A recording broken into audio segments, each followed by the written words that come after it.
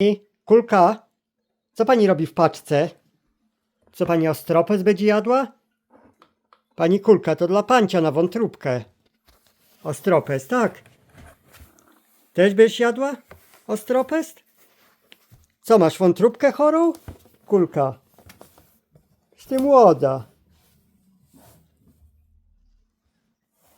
No dobra, dam ci trochę do karmy. Co ty wyczyniasz, ej?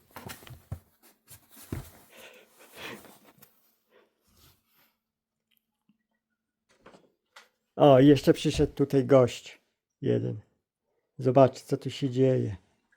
Proszę, tak leży sekulka. I jeszcze dzikun. Nie wchodź tu.